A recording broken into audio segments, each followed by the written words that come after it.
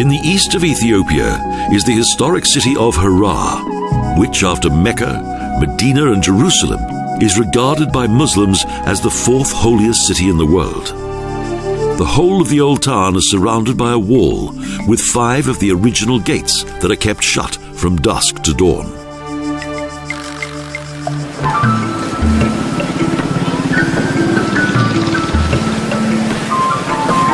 In the highlands of Black Africa, Harar was one of the most important trading centers of the Islamic faith. A Muslim stronghold in Christian Ethiopia. Just beyond the old town and in front of the Shoa gate is the Christian market. With all the atmosphere of the 1001 Nights.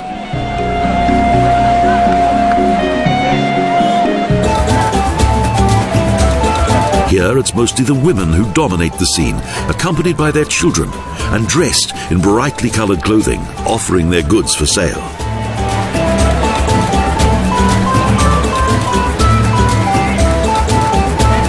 People coming and going amid all the hustle and bustle.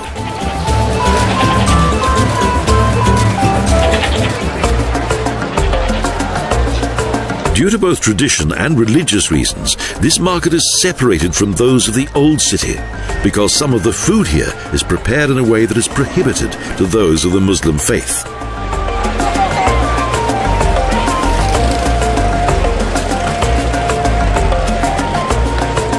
Harar is a window to the past. Much of the 4-meter-high wall is still in good condition and was designed to protect the city.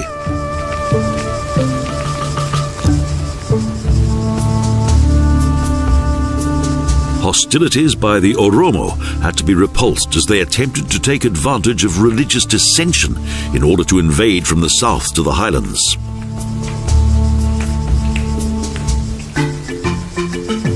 Strangers were forbidden to enter the city.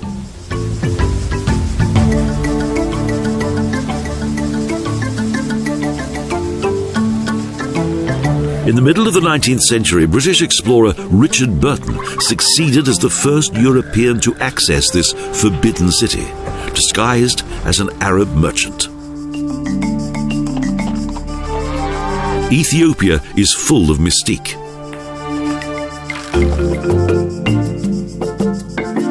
The magic of the Orient still exists in this place, and its many whitewashed buildings gave it the alternative name of the White City. Today there is no hint of the former religious conflict of bygone days. Here the peaceful coexistence of religions is exemplary. Indeed, UNESCO recognized it for peace, tolerance and solidarity. Time seems to stand still, even if sometimes motor vehicles cruise the narrow streets and invade like monsters from another world.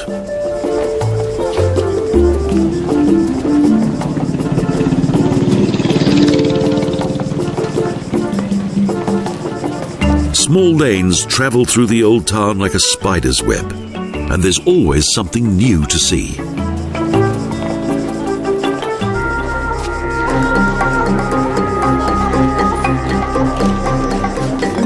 Framed by white buildings and a white mosque, the Muslim market is one of the 2 small markets within the walls of the old town. Here too, colourfully dressed women sell fruit, baskets and other goods, both day and night. From here, various narrow streets travel up a hill to the centre of the old town.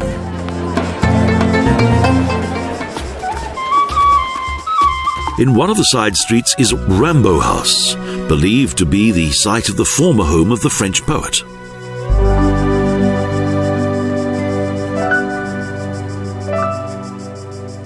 The house itself has long since been demolished, and this tiny palace is owned by an Indian merchant.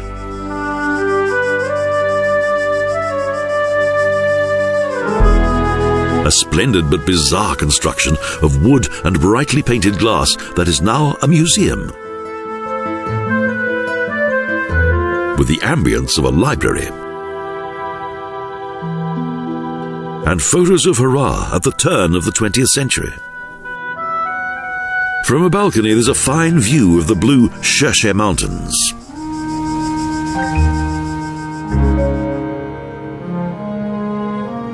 Little is known of the life of Arthur Rimbaud in Ethiopia, only that he traded in weaponry, and perhaps even with people.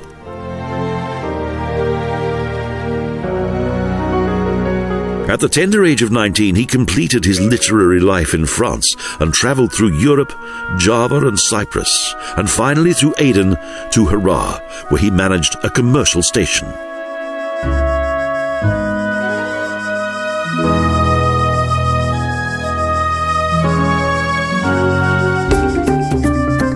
A narrow valley of artisans and merchants leads up a hill to the town. Life here is both colourful and noisy. In the Ras Makonnen Palace is a library and a small museum.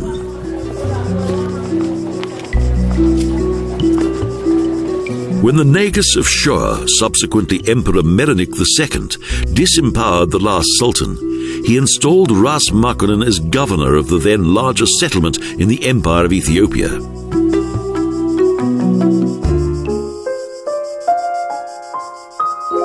Today, numerous costumes and old books of the period are on display.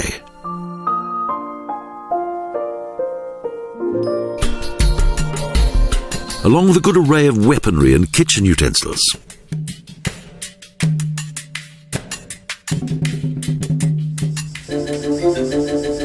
From here, the father of the future emperor Haile Selassie planned to conquer the Danakil and the Ogaden.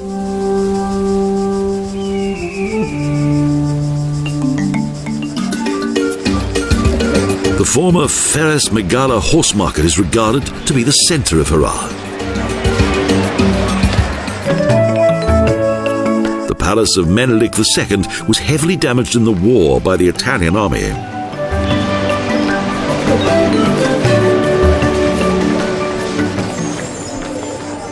And across the road, Medani Achlam was originally an Egyptian mosque that has been transformed into a church.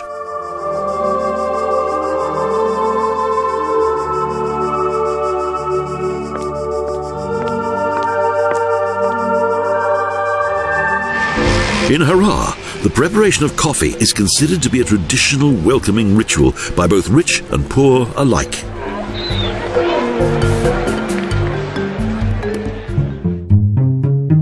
The aroma of freshly roasted beans fills the room. Coffee is not only a beverage, but the focal point of an important social ritual for strangers and friends. Buna Dabo Now. The city's flowering period is clearly visible on the journey to the Jamai Mosque. The original building of the Great Mosque dates back to the 12th century.